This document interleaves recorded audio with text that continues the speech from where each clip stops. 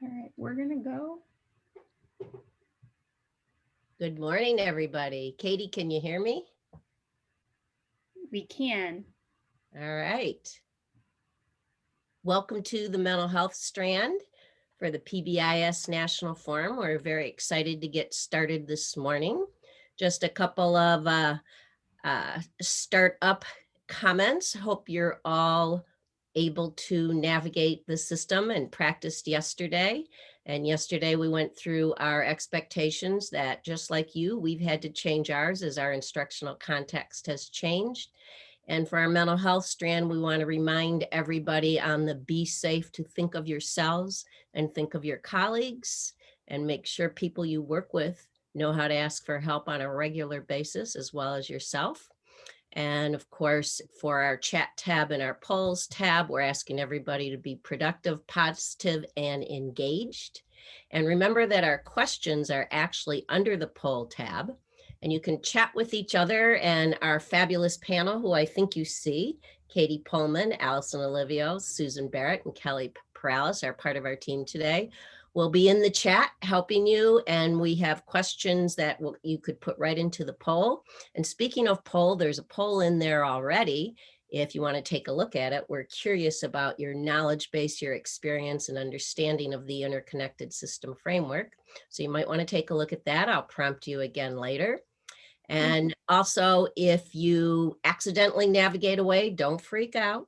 I try not to. I do it all the time. Just go back to the session, click on it again. It'll let you in. And if you are not seeing or hearing, you can go in through Zoom. Just get out of the theater mode, go to the bottom, but use your own Zoom. Don't share it with other people, as that won't work for you. And remember, I went to the help room yesterday. They're wonderful. They're our Midwest team, and they can help you. If you have any challenges, and then you can come back and join our strand. And today is different than yesterday in that we have asked you to commit to a more in-depth view, a more in-depth technical assistance around one topic for the day and another topic for tomorrow. And I'm very excited about our strand today. And by the way, I didn't really introduce myself. Sorry, I met some of you yesterday. My name's Lucille Eber, and along with Susan Barrett, Susan wave if you're on there, along with Susan Barrett, we are the technical assistance directors for the topic of mental health and social emotional well-being for the PBIS National Technical Assistance Center. And with our teammate Kelly Perales, the three of us are leading the three different sessions in the strand today, with the fabulous Katie Pullman backing us up, not only on content every day, but on technology. And in each session today, we have a different leader from the field. For our first session, we have Allison Olivio from Michigan. We're very excited. Say hello, Allison. And then in the other sessions, we will have California in the second breakout, and we will have Kentucky and South Carolina represented in the third breakout. The way we are organizing this is I will kick us off with a little context for the host strand around how to integrate mental health seamlessly and naturally as part of your multi-tiered system of social, emotional, and behavioral support, as opposed to it being something separate that people access. And the first session, we're going to use the example of trauma-informed practices for our integration into the PBIS framework. In our second session, Susan and Casey and Patty Hirschfeld and Haley from California are going to talk about the integration of community partners into the school team specifically, and some of the challenges that they have learned to overcome relative to funding and changing roles of technician. And what does it really mean to bring community providers to sit right next to school people on the same teams? And then in our close-up session, Kelly Perales is going to lead that one, and we're going to drill down on what it looks like to install and implement a truly interconnected system framework, or wherever you are in your interconnected system framework, at the state and district and school level. And so the interconnected system framework. And if you haven't looked at the poll, if you could look at the poll now, and of course, I don't think I can see the poll, so maybe Katie will help me out by taking a look at it. We're curious what your exposure and knowledge base is to the interconnected system framework. And I'll give you a quick definition of it. What we are referring to is very deliberate application of MTSS, multi-tiered systems of support, best illustrated in this example with PBIS, and using that application into that framework to put mental health right inside, whether you're talking bully prevention, whether you're talking anxiety and depression, trauma-informed, social-emotional instruction, that all social, emotional, and behavioral initiatives, programs, approaches are done through one system, one set of teams. Not teams that visit each other, but one set of teams. We were very excited when George mentioned single set of teams when he was doing his keynote yesterday. And also another is our system of care values, very active participation of family, youth, and community partners, a very central feature. And in our second session led by Susan Barrett, I know they're going to talk about youth voice as well. And while you're completing that poll, I just want to mention some resources. Our volume 1 of the Interconnected System Framework document, which is available at pbis.org, was written in 2013, is pretty much the why do we need to do this? And it was put together by leaders from school mental health and PBIS, joint authorship on each chapter. And that's a good primer, a good startup for you. We also have the very simplistic, simple, short fact sheets about the interconnected system framework, 101, 201, and 301, we call them. And we want to thank Susan Barrett for her leadership in helping us put those together with partners from I think the Northwest and the Southwest, but they are more simple explanations of various aspects of ISF. And we're very, very proud to announce at pbis.org, volume 2 of the Interconnected System Framework Manual, which is really the drill down and how to, filled with tools, because it has installation guides for state, district, and school, and all the tools and clickbacks in there. So I'll pause for a moment. And Katie, have we had participants tell us in the poll what their understanding or background is with this? Actually, this is Kelly. Kelly? And I'm going to let you know that almost half of participants said this forum is their first introduction to ISF, 49%. All right. And that's out of how many, can we see how many people we have with us today so people know what size group they're in? It looks to me like we have about 470 people. All right, well, that won't make me nervous. Thank you very much. All right, so the Interconnected System Framework, again, is the very, very deliberate integration of anything social emotional behavior, mental health, into the PBIS framework with one set of teams. As the second session is called, moving from co-located systems where we hand off and refer to mental health to a single system where decisions are made within one set of teams. So since some of you are new to the Interconnected System Framework, it's important for us to think about, for you to think about how you want to use the knowledge you're going to gain today. And where are you at with your state or region or district or school in terms of priorities around mental health? And thinking about who would lead this integration work, which is very systemic. It's not simply about training people in practices and sending them back to school and telling them to figure out how to do it. It's about creating the systems where the new practices such as trauma-informed are part of what we do every day. And so it's very important. And again, Susan in the second session will illustrate this with real people. Who's going to do the work? What do we maybe have to stop doing in order to integrate and simplify for staff, family, and students our mental health approach? And most importantly is whatever we do, we have to decide how to evaluate it before we start doing it so that our efforts provide some payoff. So in this morning's example, we're going to jump right into integrating a trauma-informed approach within a PBIS framework. And again, I would like to acknowledge not only Susan and Kelly and Katie, but also Amy Flamini and Nicholas Shield from University of South Florida, who helped us create our trauma-informed practice guide, which is now available to you at midwestpbis.org. It's in the queue to get up at pbis.org, but right now we have it for you at Midwest.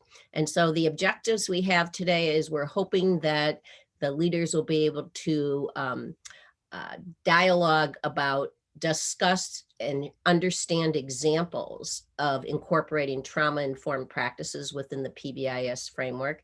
And a very important aspect of our discussion this morning is how we invest in professional development, training, and coaching, and making sure it leads to student outcomes rather than us just hoping it's going to lead to student outcomes. And that might change what we do in how we install trauma-informed practices, and how we can make our existing, if we have it, PBIS framework stronger by the incorporation of trauma-informed knowledge, principles, and practices.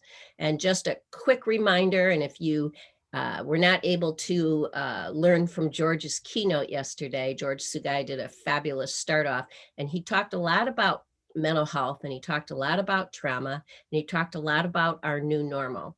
And I imagine that I could be preaching to the choir a little bit with people who choose the mental health strand, in the fact that mental health was already a crisis in our schools before COVID-19. It was a crisis in our communities, meaning too many undiagnosed, unrecognized, untreated people struggling in our communities, and adults not knowing how to help. So it's never been more clear that this priority needs to be addressed, and anxiety and depression need to be talked about by all of us, not just those of us who consider ourselves mental health folks or mental health leaders, but we have to help everybody get comfortable with the discussion of mental health, what it means, and how we respond to it. Most importantly, George mentioned, practices are not the key, systems are the key. Practices are useless if they're not leading to some sort of an outcome. And so the systems are what help us do that. We're going to talk about it today, including data, including preventive approaches, early intervention, and not losing sight of the fact that it's how we implement these systems and practices in our relationships with kids, families, and each other that are critically important. So again, for those of you that are new to this concept, the interconnected system framework, we call it the deliberate application of the multi-tiered PBIS framework for all initiatives through one system. And what we mean by that is we're going to move from side-by-side teams and personnel, mental health, PBIS, bully prevention, into one single system of delivery. And we really advocate that schools who know they can't handle this alone reach out to community partners and bring them into the system, not simply bring them into the school to receive referrals, but to be part of decision-making and to share decision-making about what interventions we're going to do and how we're going to evaluate them. And if you're not familiar with the interconnected system framework, again, I've shared all the resources you can go back to, but let me just mention the 4 key messages that myself and Susan and Kelly in the 3 sessions today are going to illustrate and reiterate for you. One, of course, is the single system of delivery. The second is mental health is for everybody, not just kids who are displaying symptoms. And the other thing that's really important in terms of assuring that your professional development efforts actually pay off in terms of outcomes is that we start out by addressing outcomes before we start implementation.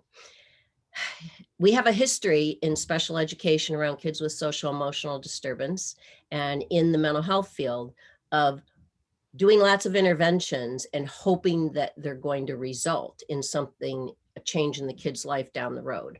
And our kids and families deserve more than hope.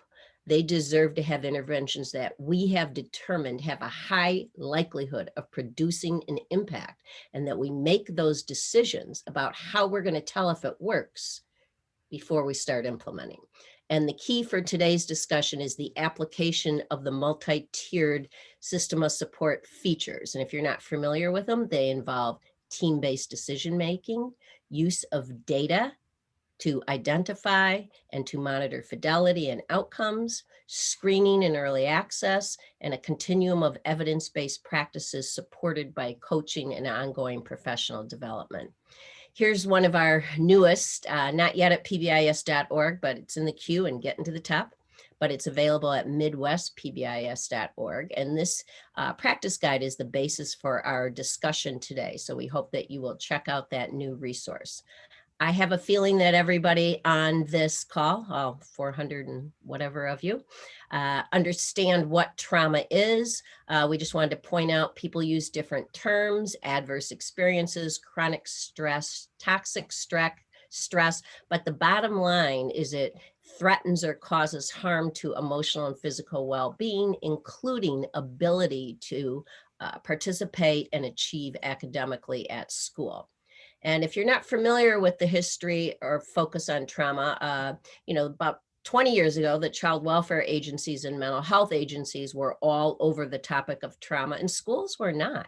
It's only been in about the past 10 years where education has focused on trauma. And, when I saw Oprah on 60 Minutes in 2018 talking about trauma-informed practices and trauma and how it impacts kids in schools, I knew we had arrived into the mainstream, and that's excellent, because this is not just something for child welfare and mental health to address. Every teacher needs to be equipped with knowledge about how trauma can impact kids in the classroom and what they can do simply on a day-to-day basis in the classroom.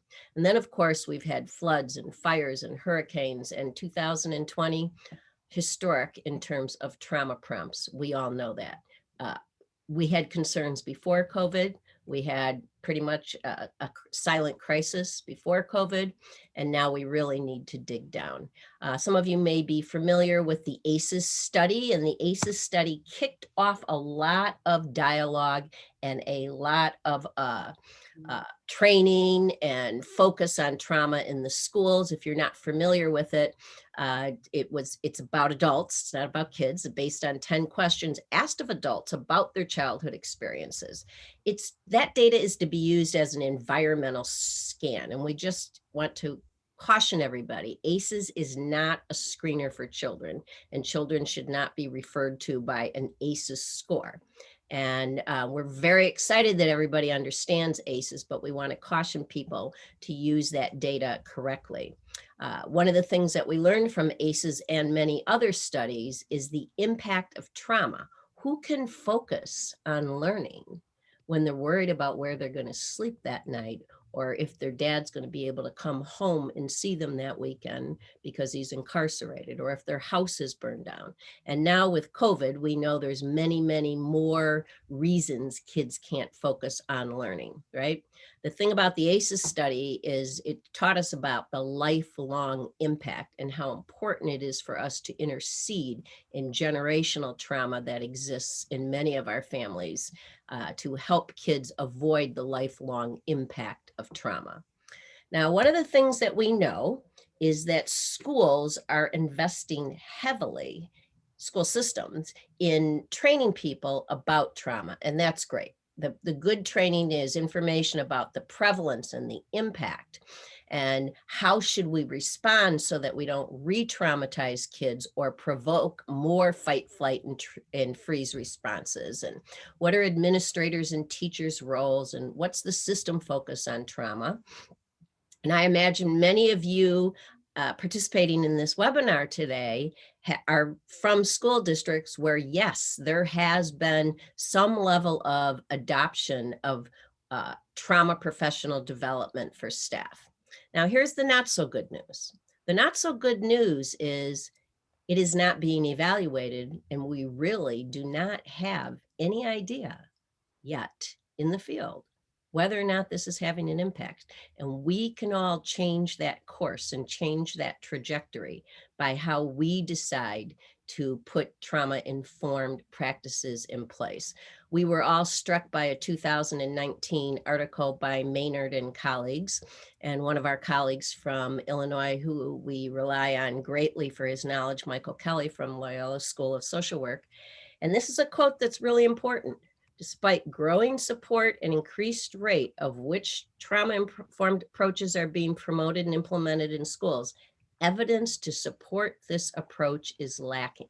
This is concerning because we think it's important. We understand the impact of trauma, but this will go away if it's not connected to outcomes. People won't see the value in doing it. And again, our kids and families need more than hope. They need much more explicitness about impacting their trauma responses. Systematic review of current literature is unable to demonstrate changes or outcomes in school, unclear what schools are doing to be trauma-informed. We're unable to determine the impact on adult behavior in schools. Do teachers change their behavior because they went to one workshop, right? Do kids actually have better outcomes at school because of the fact that their teacher is teaching them replacement behaviors for fight, flight, and freeze? We would like to think so, but again, that is not good enough. The literature has been very clear for the past, I would say, 8 to 10 years. I've got a couple of resources up here, but not just when talking about trauma, when talking about social emotional learning, when talking about bully prevention, over and over, experts out in the field are saying, use the MTSS approach, use the PBIS framework, because it has been proven to be successful in that its systemic components have allowed us to see impact on kids and family and changes in adult behavior. So we want to apply the same features that were used with the startup of PBIS in the mid to late 90s that produced impact, the highest, the best researched approach in schools. It's the longest running technical assistance center by the US Department of Education through multiple administrations. Why? Because the outcomes were so clear. And we need to apply these features around trauma. And it's wonderful to see those of us that have been watching the trauma-informed approaches for the past 10 years, 15 years, or 20 years, if you were involved in child welfare and mental health, to see that the trauma-informed leaders and networks are using the words of PBIS. Right. And the overlap, George mentioned it briefly in his intro in his keynote yesterday. He mentioned the fact that there's so much overlap between positive behavior support based on the science of behavior and on trauma-informed care, which also, if you're not familiar, some of the most powerful interventions promoted by the trauma-informed networks are cognitive behavioral therapy type interventions, teaching kids replacement behaviors for fight, flight, and freeze. So we really are excited about the fact that the trauma field, if you will, talks about kids who've experienced trauma and are demonstrating fight, flight, and freeze behavior, or who are at risk of demonstrating fight, flight, and freeze behavior, need predictable, consistent, positive, safe, and equitable school environments. So just because these approaches are similar doesn't mean they're being delivered systemically the same way. So but it's important to start with understanding that the trauma approaches are grounded in behavioral sciences, and we highly encourage, which we are using this is the interconnected system framework, not just for trauma, but for anxiety and depression, and everything's related to trauma. But anyway, this is the PBIS blueprint, and we highly recommend that decisions about training, coaching, and evaluation are made by a district leadership team, not by individual buildings. And the district leadership team looks outward to make sure the right stakeholders are engaged, that we have funding and alignment at the district level and or at the state level, and that our policy at the state level and the district level is about incorporating trauma-informed, in this example, into our MTSS, not having a separate workforce, not only having some people learn about it, right? And that we choose demonstration sites, as we've done with PBIS for the past 20 plus years, to make sure that our training, coaching, and evaluation is working at a small scale before adopting at large scale. That's different than everybody gets trained at the same time and go out there and we hope it works, right? This is about a real definitive plan. So at this point, if you're thinking about questions, go to the polls under questions and we will address them at the end. But I would like you to reflect for just a moment on, is your site providing training to staff about trauma and its impact on students? And if you are you assessing whether or not it's changing adult behavior? And are you assessing whether or not kids are benefiting in terms of specific outcomes, so that we can move away from the hope model into the let's be clear and assess model? So just some thoughts for you to take back to your team. Where are you at? Some of you may, if you are evaluating the fidelity, for example, of your trauma-informed training, please share that in the chat for everybody. How are you doing that? Are you having teachers keep logs and record on a template instances in the classroom where they responded differently because they knew that that child was reacting to trauma? Are you doing self-evaluation checklists for teachers? Allison will talk more about what they're trying out in Michigan.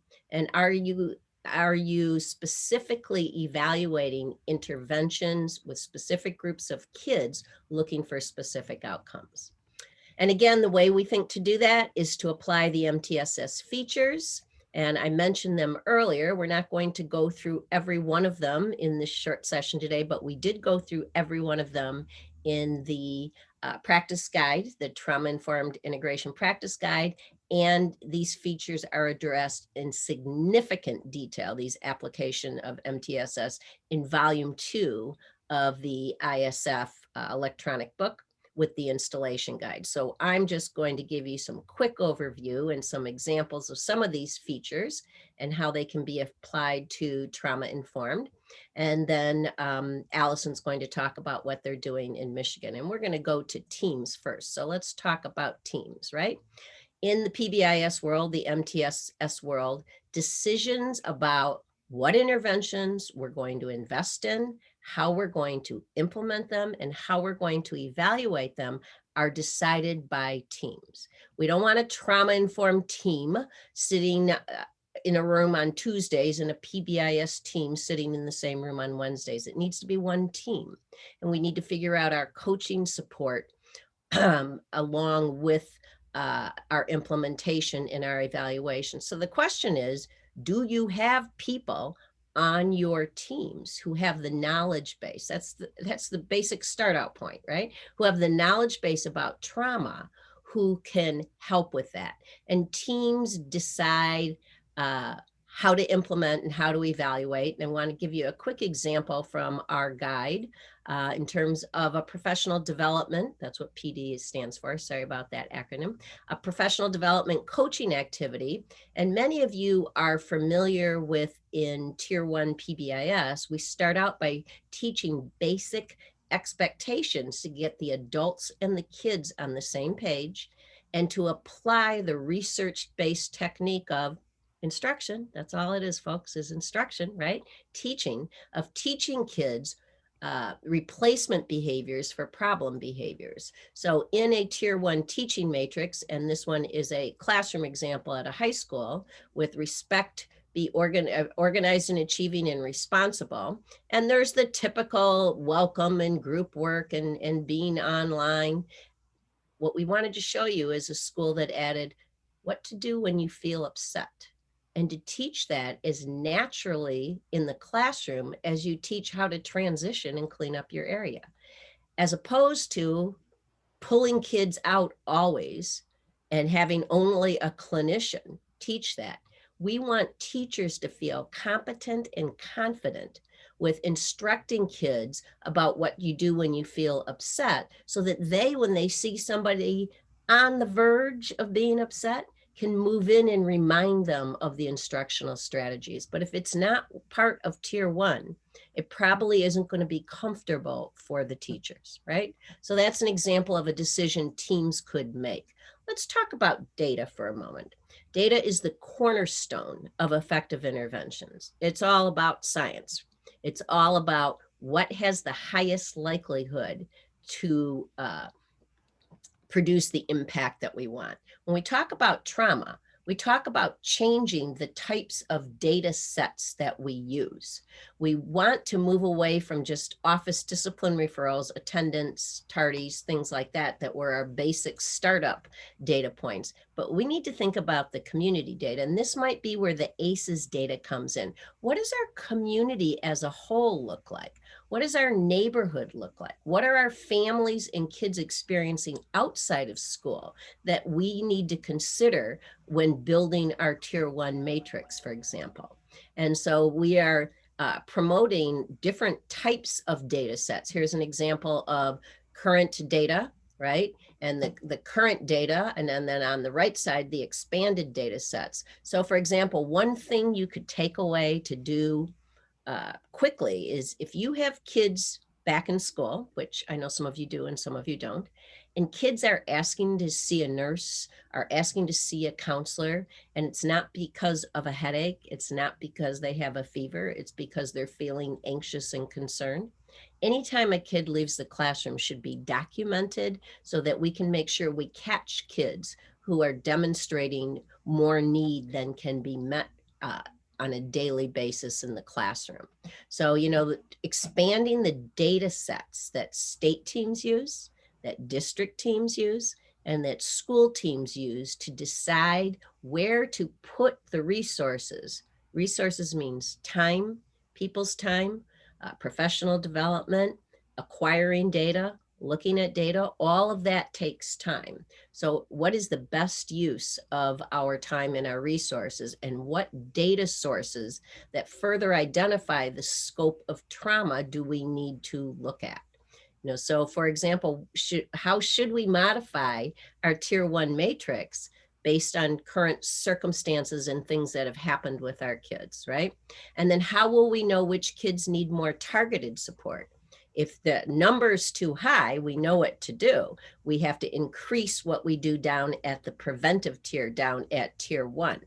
And then we need to make sure we have the knowledge on the team when we look at the data to help understand what it is, what direction the team should go in. Now, I mentioned several times already that a key feature of the interconnected system framework is access is not enough. Just saying, oh, we referred 25 kids to mental health services. That is not an outcome that shows the impact on the kids. It only shows that it's step 1. We got them into an intervention. But if we stop there, that's like saying we evaluate reading levels by how many kids showed up for reading class. We would never do that, right? So why would we do that with social emotional learning? We need to go further. We need to progress monitor not only the impact on kids functioning, but we need to monitor the fidelity, how well we, the adults, are delivering the intervention. And we need to decide how to do that before we start the intervention. And that one thing that we want you to think about is using your existing systems as much as possible. So for example, I'm going to assume that many of you perhaps know what check and check out is as a simple tier 2 intervention. And if you don't, there's plenty at PBIS.org around the check and check out intervention, but basically it involves a certain group of kids in the classroom receiving a higher dosage of positive contact from an adult on a regular, in this case, hourly basis. So kids have progress reports. We call it the DPR, the daily progress report. And when we all first learned check in, check out, and I'm going to say for me, it was probably 1999, what we learned was that we put the expectations down one side and we just give kids feedback, you know, about being safe, respectful, and responsible. And the points are not the intervention. The intervention is the positive contact, and the daily progress report is the reminder. So what we would like to suggest is that we, if I can make this work, the animation here, is that we show the, I'm having trouble with my PowerPoint,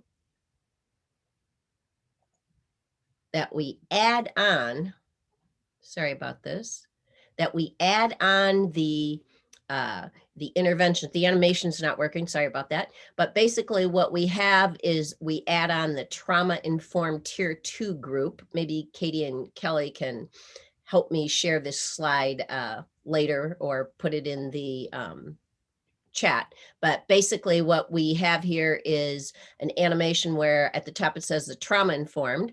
And then we put the skills. So if kids are learning how to ask for help, we put that under be safe.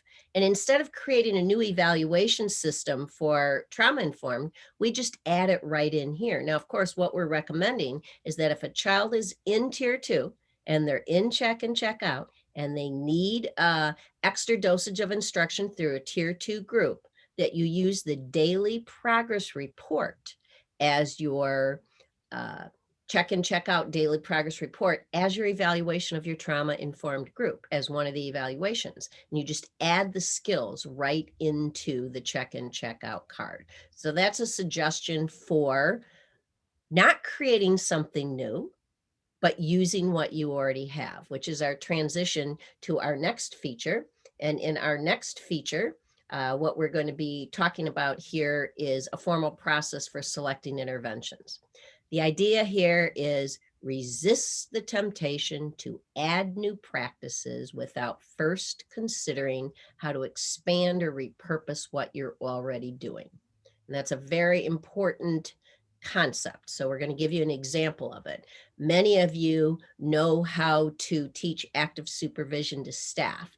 And active supervision is a key component in a positive school climate where staff are positively interacting with kids. We know when people learn about trauma-informed care that what they want to focus on is relationships. So we can reteach active supervision in terms of how it helps build positive relationships between adults and kids. We may need to do that first. It's most efficient rather than coming up with something new about building relationships. And there are other examples in terms of use of acknowledgements would be another one. And what other examples can you think of? But acknowledgements is a key one. Reteaching how to use acknowledgements is absolutely critical in terms of building relationships.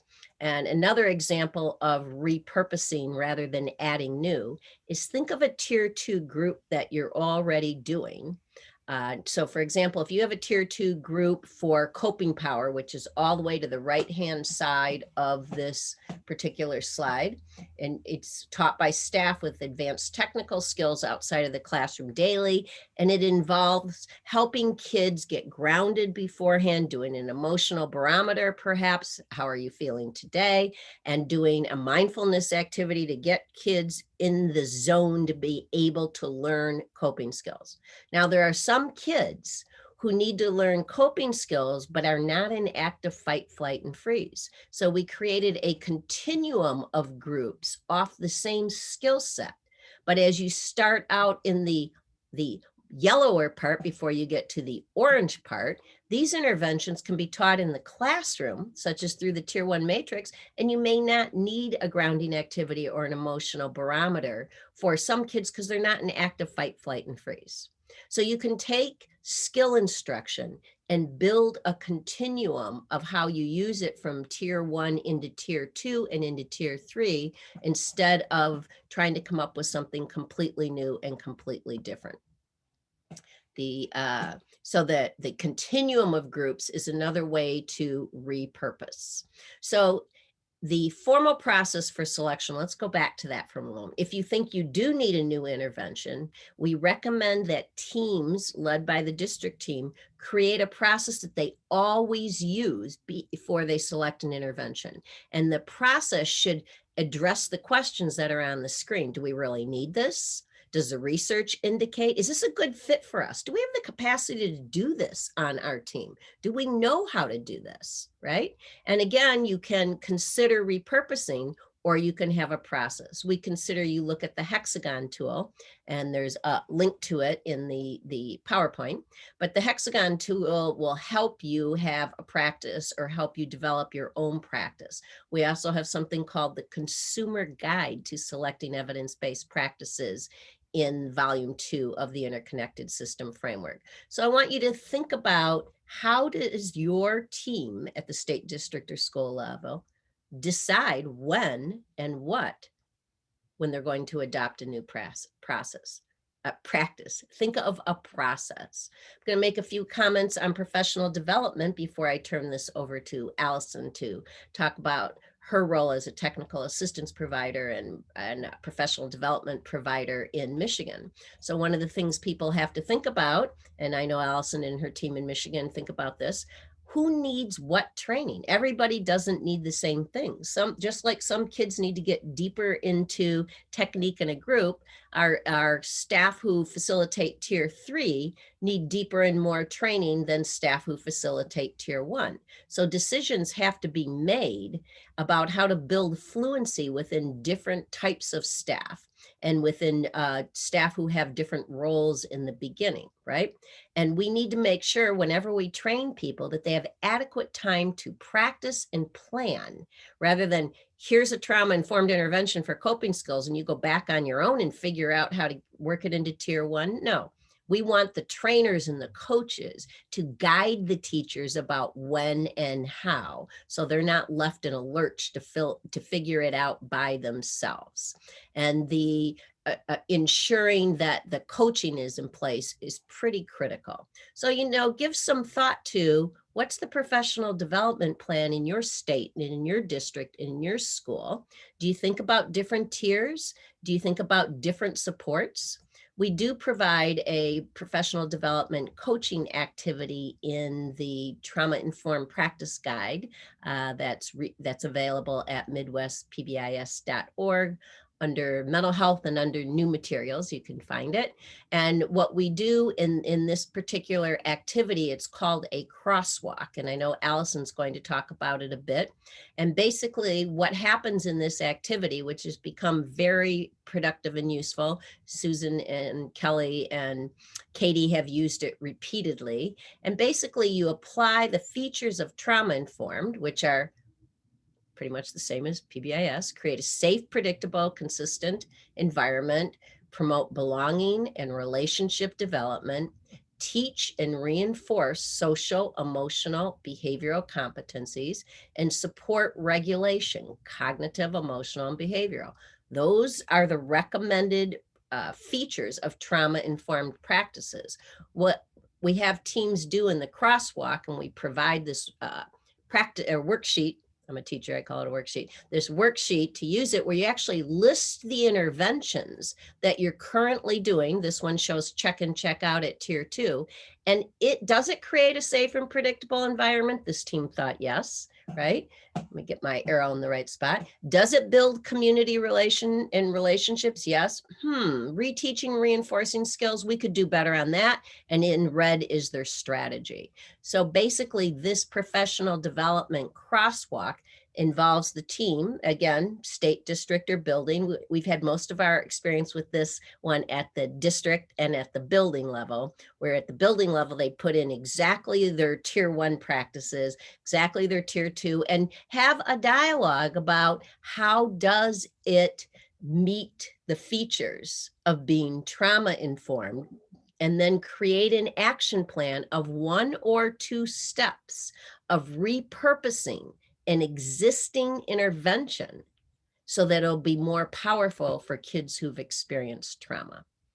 And at this point, I am going to turn this over to Allison from Michigan. And Allison is a proud member of the state Michigan multi-tiered system of support technical assistance center, and we welcome her and thank her. And I'm going to stop sharing my screen so that Allison can share her screen. Thank you very much, Lucille. I'll get that PowerPoint up there.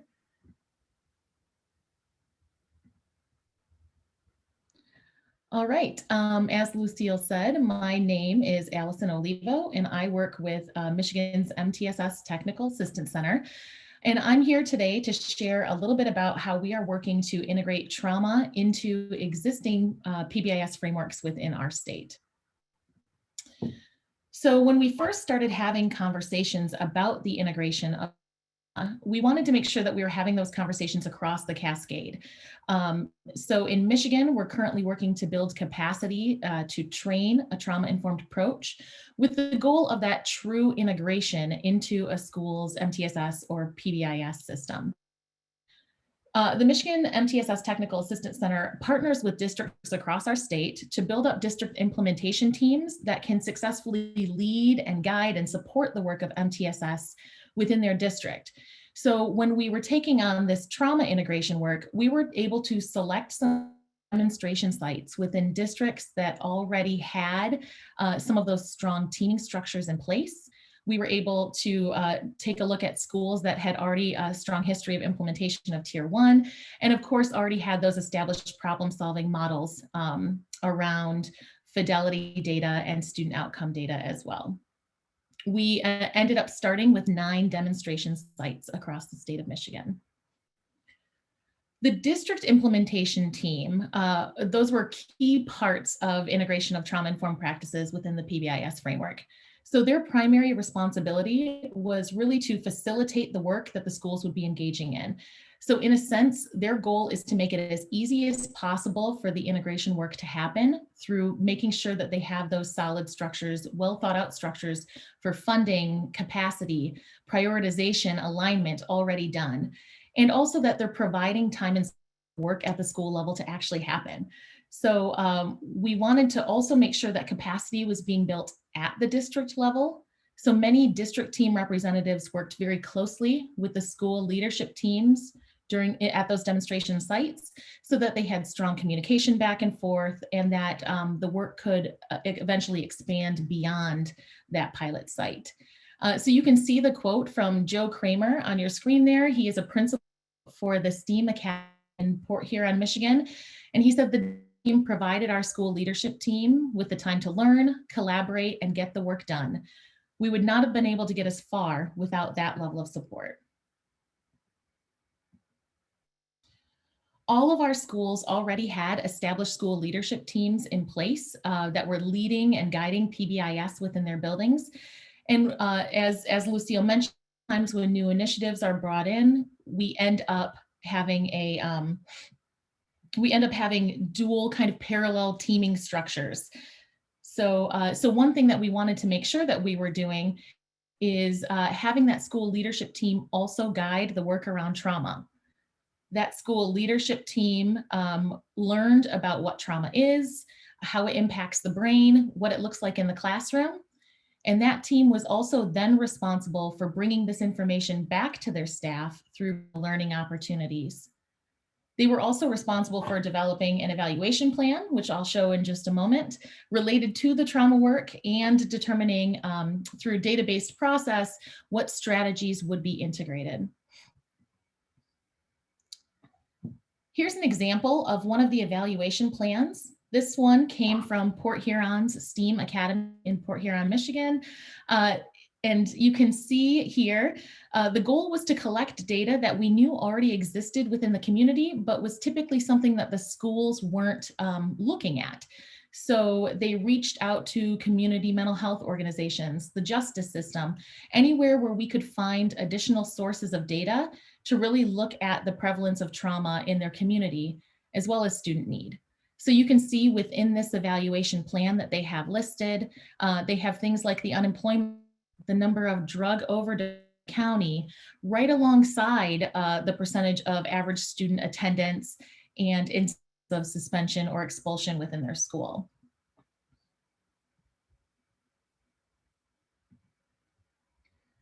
And of course, although schools are collecting a lot of data related to their PBIS work, our schools also found that they had some pieces that were missing. So for example, that kids respond to trauma in different ways, and teams spent a lot of time talking about that fight, flight, freeze response and how that might play out in the school setting. And it led them to think about who is leaving the classroom and why.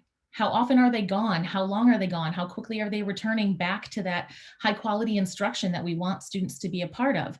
And so it led the schools to really think about how do we collect those additional data points to make sure that we are also capturing that information as needed, to make sure that we're gathering information about kids that are leaving and why and where they're going back. So this data was sometimes via Google Forms, sometimes checklists in the classroom, and also some of that was just done right within their Swiss data forms, where they were just adding in those custom fields. But of course, the goal is always, how do we get to the point where students aren't leaving the classroom, right? How do we reduce the need for students to leave instruction in order to feel regulated or in order to get that support for regulation that we want them to have? And so, so we're hoping to and working toward that transition to regulation strategies that can happen in the classroom, in the moment, right at a student's desk, so that they're able to jump right back to attending to that high quality instruction.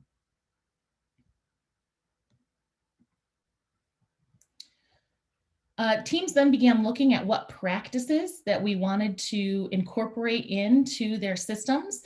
And within Michigan, we started with Tier 1 this past year. So that was a key thing to note. We didn't actually spend a lot of time yet on Tier 2 or Tier 3. But we wanted to make sure that we were setting up that environment to be as supportive as possible for everyone. So we used a team-based process to take a look at what our data was telling us. What was already working, and what could we enhance or embed to really do better. So the things that our schools chose to focus on, there was an emphasis on self-care for staff. We know that as adults being placed into schools, that it's really important for ourselves to be regulated if we're asking adults to also help regulate students. We had a focus on relationship building. Also teaching regulation strategies within the matrix and lesson plans so they could be taught, modeled, practiced on a regular basis with kids. And then finally collecting that additional data that led us to have some of those trauma-based conversations about students. This is an example of that Tier 1 practices crosswalk that Lucille referenced earlier. And this comes from Northwest Early Elementary School, from Northwest Community Schools.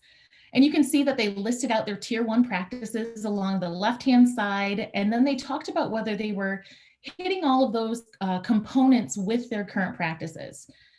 As I mentioned, the focus for many of our schools was on enhancing relationships and supporting regulation. So these strategies could then be taught, modeled, practiced, and then they could be embedded into daily instruction. So for this school in particular, which as I mentioned is an early elementary school, they decided to teach one breathing regulation strategy to every student and staff member in the building. So the music teacher helped take the lead. Because she had exposure to all the students in the building, she taught them this breathing exercise. It's called Smell the Flowers, Blow Out the Candles. It was taught, modeled, practiced, and then they incorporated that throughout the beginning of last fall, making sure that they recorded different lessons of it that they could revisit in the classroom, with the goal being that anytime that they saw a student who was struggling, all of the adults knew what words to use to help prompt that skill in the student right in that moment. And then, of course, we had to make sure that we were touching on those data sources. So for our teams that were well established within their PBIS systems, they were using the school climate survey, many of them through PBIS assessment. We also were already collecting office discipline referrals and data through emotional behavioral screener. And then I talked a bit about some of those expanded Tier 1 data sources. Why are students leaving the classroom and how can we keep better track of it? But also we wanted to make sure that we were enhancing our measurements of fidelity. All of the schools in our pilot had already been using the PBIS tiered fidelity inventory to measure fidelity of their system on at least an annual basis. Many of them were using it more than once a year though. And we decided to take a look at what trauma enhancements we could make specifically around the TFI walkthrough, and then also fidelity through staff surveys. So I'll talk through a little bit about each of those. Here is some TFI walkthrough data that came from Springview Elementary in Flushing Community Schools. And one of the things that we knew is that we're already in the building, we're already asking questions of students, we already have them, right? We already are interviewing those students about whether or not they know the school-wide expectation, or not they've already been acknowledged. So it was really easy to enhance that walkthrough and talk about some of the trauma work that we had been doing within the school.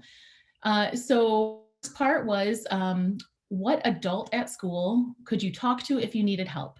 So we wanted to see if students had a response for that. And then also, had you used or been reminded to use a skill to help you calm down in the last 2 weeks? So thinking recently, what were some of those skills that were prompted? And then this school taught students a variety of different regulation strategies. So a little bit different than the example I gave earlier, where it was one strategy for the whole building. And so the teachers were really curious, what were the skills that students were reporting? So you can see that some were doing the belly breathing or Velcro strips right on their taped to their desks that they could use, counting strategies. But you also could very clearly see where the school needed a little bit of work and wanted to continue teaching some of those skills to students. This same school, Springview Elementary in Flushing, also did a quick check with a different kind of a fidelity check, really. They did a check-in in fall and winter, and it will form about some of those had been prioritizing during professional learning with staff and some of the expectations that had been set for staff.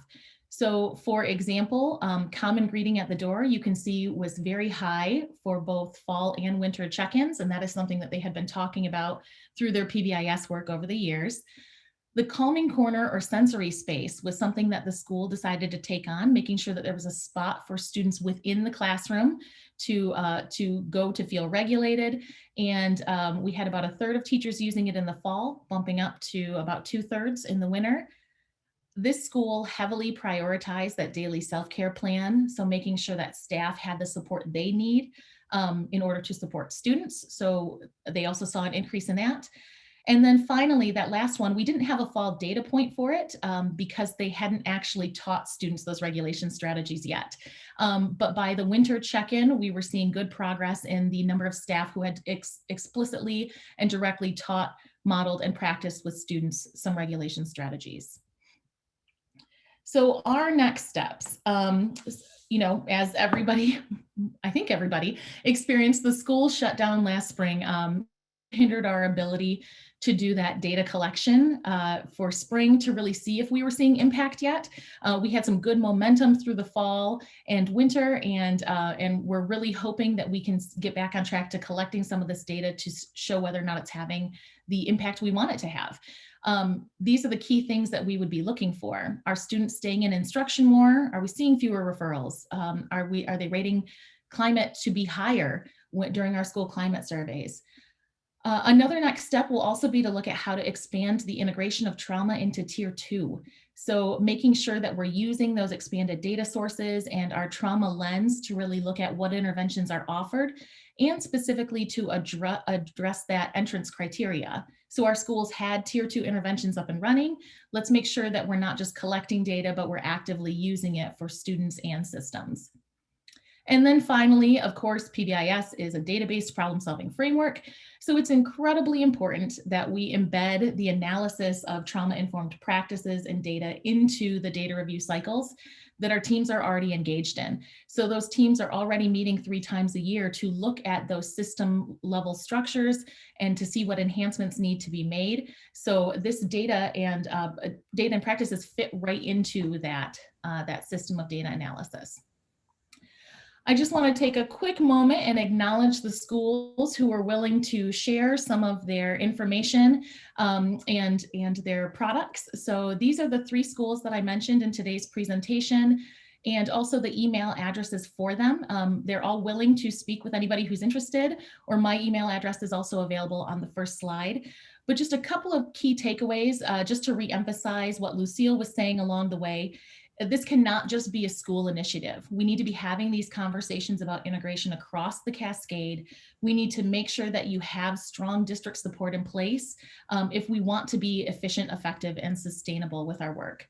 And then the second kind of key takeaway that I could leave you with is really making sure that you're utilizing the systems and structures that are already in existence. We are not reinventing the wheel here. We are taking our system and we are enhancing it to make sure that we're meeting the needs of the students within our school system. And at the same time, when you are enhancing that, you're not just adding another thing to a teacher's plate. They can see the connections, they can see that integration, and they know it's going to be better for kids. Oh, Allison, that was fabulous. Would you please just keep your next steps slide up, because I'm monitoring the questions and I think you've answered some of them already in your fabulous presentation. Thank you very much. I have some questions organized by Kelly Perales and Susan Barrett. Thank you. So I'm going to try to go through some of those, and I asked for Susan and Kelly to join us as well in case I know they will have things to share as well. And Allison, of course, with her implementation experience, invaluable. The first question is, Susan and I are both having the same thoughts. I can see it. Are people not studying it, or is it that there aren't actual impacts, right? Until we study it, we don't know. And I believe it's that people are not studying it. They're just so concerned about getting everybody to understand trauma is a big deal, and that we need to not re-traumatize kids. And by the way, it's not new training. If anybody's familiar with Jeff Colvin's videotapes from, I don't know, the 80s and the 90s about how not to make problem behaviors worse, right? How to de-escalate. It's pretty similar. People are not studying it per the Maynard 19. And if no one's studying it, someone says, why aren't all the researchers in PBIS leading studies on this? And Susan and I and Kelly, we're not actually researchers. We're more of program developers and program evaluators. And that's why we're working closely with Allison. But let me say something to all of you researchers out there. We have more dissertation idea studies on the impact of trauma and other mental health interventions. It is wide open, needed, and necessary. And the whole big research world moves rather slowly. We're very excited that the lead researchers in PBIS, led by George yesterday, are actually talking about trauma in the manner of everyday PBIS. So it's on its way, but we actually need your help. Susan, any thoughts on the need for research in, for example, the impact of trauma informed in the PBIS field? No, I think you covered that really well, Lucille.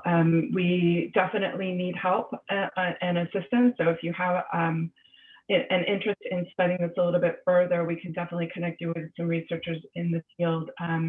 But we are definitely wanting to see some of our sites who are working on deliberately aligning trauma within PBIS to examine a new fidelity measure, like Allison was just mentioning, where we're specifically designing the TFI around some of those trauma-informed care features. So that would be really interesting to study the fidelity side, but also we want to make sure that whatever we design has that positive impact for our students. And so we'd be very interested in partnering with you on that. It's a definite need. The next question I'd like to address, it says, is it hard to research what makes a difference if all practices are integrated? How do you know which practices are effective and which are not, or is it the total package? Okay, let me start by saying we are not fans of throw everything at the wall and see what sticks. And that's unfortunately what a lot of people do. We think it is much more productive to isolate and implement 1 to 2 things at a time, like Allison illustrated for us so that you can measure it. So for example, if you're in a PBIS school and you're doing your respect, responsibility, safety, but you're seeing one data point and you look at your background data and you think this is a fight, flight, freeze response related to trauma, then isolate that behavior, pick 2 skills to teach and monitor that data point. You have to start with 1 data point and 1 to 2 practices, as Allison said, and check to see if you're, the entire package thing is a problem. You are absolutely correct, whoever asked that question. And so therefore we need to isolate and pick simply and move forward. Again, we are, from the fidelity aspect, what Susan and Allison were saying about the TFI and enhancements is really important. So somebody says, where should a school start when measuring student growth with SEL skills? This is a related question. And again, it would be, you start with a data point. You start with, not everybody needs this, but what data point tells us there's a need, and what data point should we monitor to see if we add this skill, if it changes. And that's why I asked Allison to keep the slide up with their next steps, because she's illustrating for us some potential zero in and assess approaches. Susan, Kelly, Allison, want to add anything for that one? No, I think you laid out that well. Okay, and there might have been another slide, Allison, where you zeroed in on the fidelity, but that was why I asked you to keep that slide up there, because students staying in instruction more, fewer referrals. I would even say referrals for what, right? So that we can be really clear about what it is that is interfering with instruction and producing more anxiety and stress for the teacher in the classroom. Remember, the adults are as important as the kids, right? That was another question about research. Let's go. Is there an assessment to measure adult change that you recommend? Allison talked about the walkthroughs. I don't know if you wanted to show one of those slides again in regards to this question, but I think that we don't have a straight up assessment, but isn't this modeled off of the TFI walkthrough? Maybe Susan or Allison, you want to talk about that a little bit more? Sure. So we did actually, this is the student walkthrough. We did actually do the adult walkthrough questions as well with the tiered fidelity inventory. And we did ask questions about whether or not they had taught the skill. The reason I just showed this one is because we interview more students than adults. And it's really where like the rubber meets the road, right? A teacher can say that they have taught something, but if a student hasn't learned it and is using it, then we still need to go back and reevaluate our system. So that was this walkthrough data. And then that's why we did those self-report, quick checks. What are you saying that you're doing? What is it that we need to do better on? What is it that we as a system in a school need to support in better ways in order to make it easier for teachers to be able to do these things? We can't continue to ask teachers to do new things and different things without making sure that we have those systems of support working with them as well. And if you're not familiar with the TFI, and Allison, thank you for saying the whole words, it is the Tiered Fidelity Inventory, a very well established and tested tool in the PBIS world.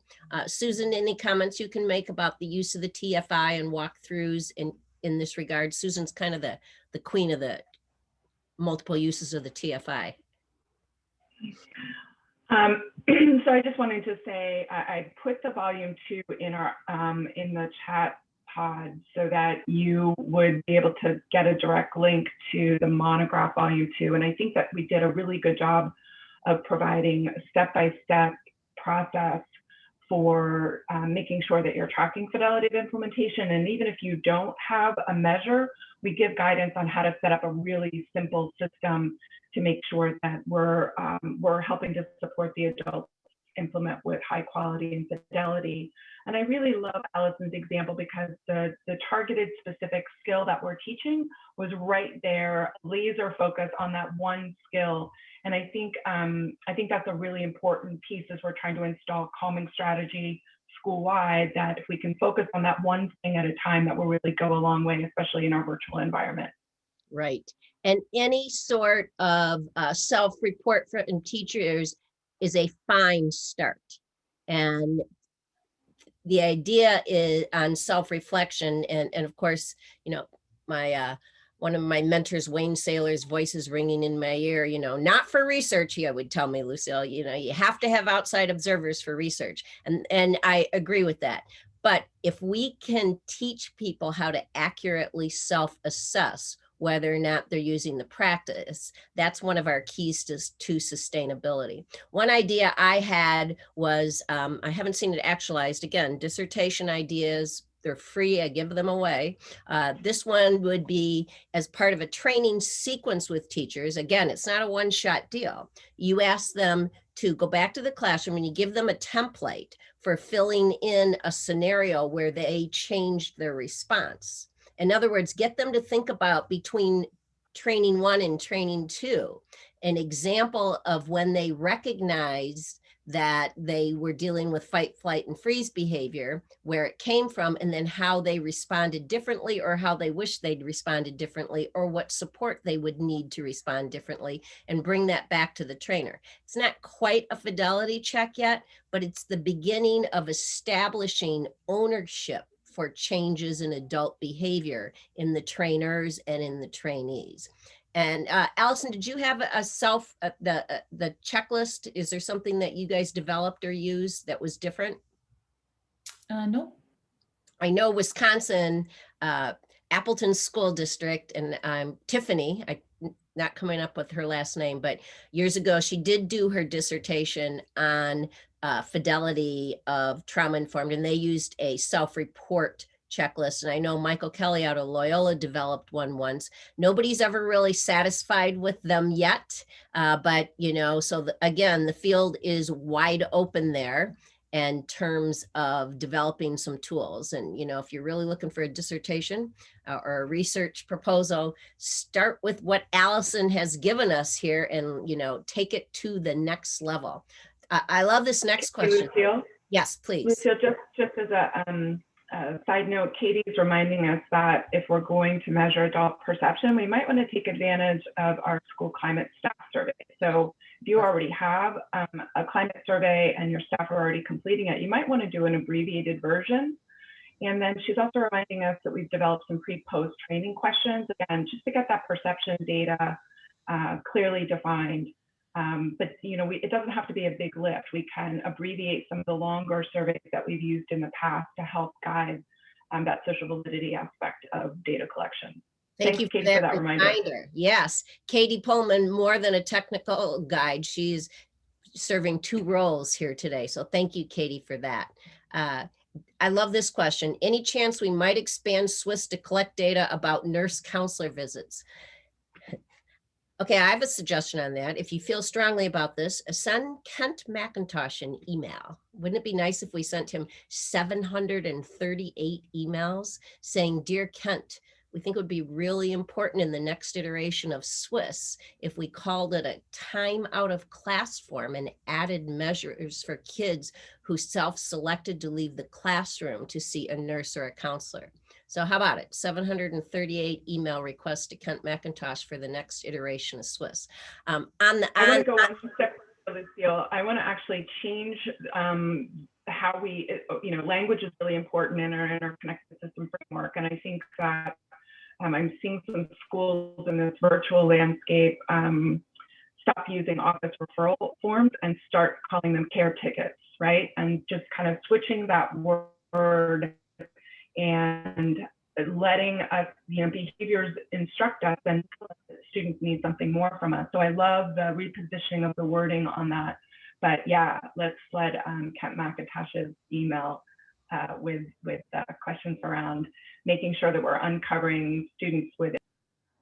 He's very supportive of it, but it's a very big system and changes take a while. We have to get our requests in the queue. So help us out with that.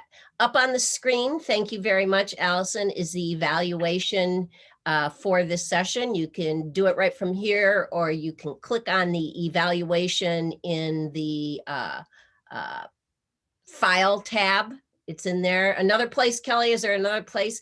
But we really want everybody to give us feedback on all the sessions and let us know how it did meet your needs or it didn't meet your needs or what more. We are planning to do a recorded webinar on our new practice brief on trauma informed, where we can get more of the details of your questions and how we responded to them with some of the tools. We'll get that into the recorded webinar. Allison, any closing thoughts? No, just thank you very much. Susan, anybody? All right, we are going to take a break in the mental health strand, and I think we will see you all back. Is it 30 minutes? I'm afraid I'm going to say it wrong. Yes, thank you, Kelly. In 30 minutes for part 2, where we will hear from people in California, in particular, mental health agency clinical leader on the changes they made to move from co-located to single system. So looking forward to seeing you in about 30 minutes. Thank you, everybody, for your participation. Have a good break. Take care of yourself.